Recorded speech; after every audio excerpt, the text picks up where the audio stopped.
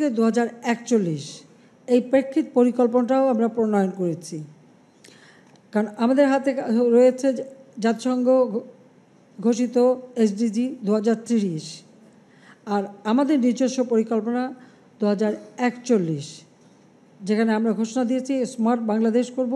বাংলাদেশ আরও কয়েক ধাপ উঠে উন্নত সমৃদ্ধ বাংলাদেশ উন্নীত হবে, সেই লক্ষ্য নিয়েই আমাদের কাজে আমি মনে করি যে আমাদের APA অন্তর্ভুক্ত পরিকল্পনা যথাযথ বাস্তবায়ন করতে পারলে এবং সুশাসন নিশ্চিত করতে পারলে এবং অর্থনৈতিক বৈষম্যটা দূর করতে পারলে অবশ্যই আমরা আমাদের লক্ষ্য অর্জন করতে সক্ষম হব।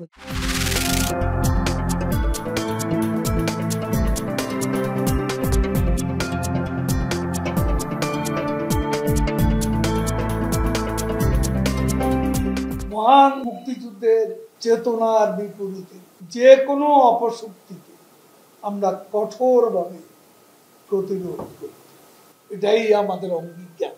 কোটা সংস্কারের বিষয়টি সর্বোচ্চ আদালতের সিদ্ধান্ত ব্যতিরেকে অন্য কোনো উপায় কিংবা বল প্রয়োগের মাধ্যমে এ বিষয়ে কোনো সিদ্ধান্ত গ্রহণের সুযোগ নেই।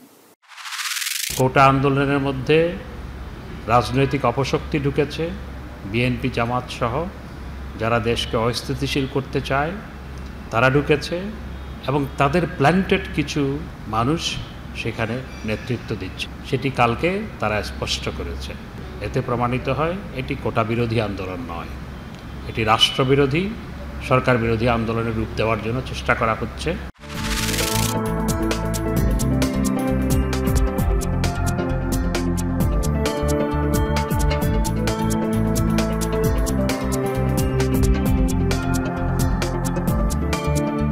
ফ্যাসিস্ট সরকারের কারণে তাদের সমস্ত অধিকার কেড়ে নিয়ে জোর করে ক্ষমতায় বসে আছে, যারা জনগণের কাছে দায়বদ্ধ না, জনগণের কাছে জবাবদিহি না।